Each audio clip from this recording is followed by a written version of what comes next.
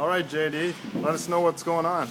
Yeah, so if you've ever been in the north side of the shop for any length of time, you'll know that we've got several of these special use tools that don't really have a home, and they tend to just get in the way and clutter up various areas of the shop.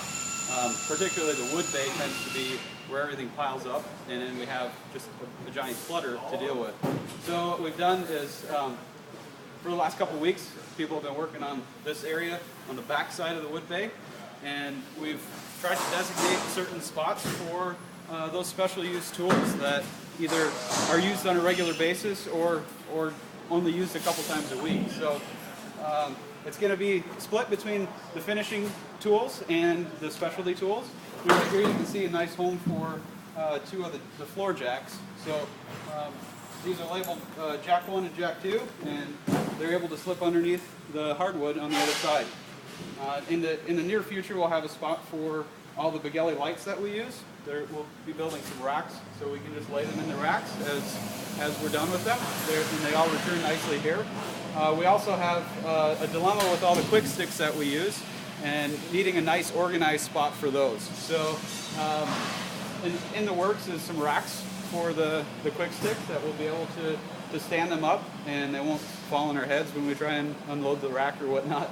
So also something that tends to be a big problem for the last several years is how we store the sawhorses, and they'd usually get leaned up against a wall or against the wood pile, and generally it was hard to know where to put them or where to find them when you needed one. So now we have 4 racks here that if you place the sawhorses on appropriately, we can get 2 pair on each rack. So we have a place for 8 pair of sawhorses if they're stacked alternating like this.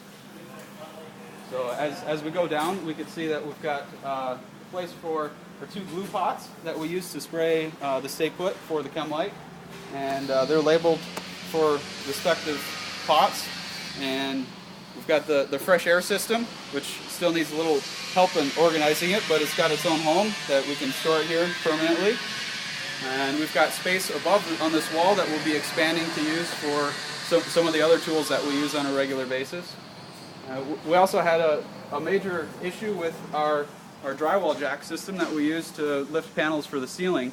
There's 5 individual components to this jack, and it tended to just get thrown in various spots in the wood bay. And when you needed a piece of plywood or a piece of hardwood, it was really hard to get to that without moving all 5 components. So we have a place for the 3 upper components, and we also have a spot here for the stand and the lift itself. Goes nicely on this rack here.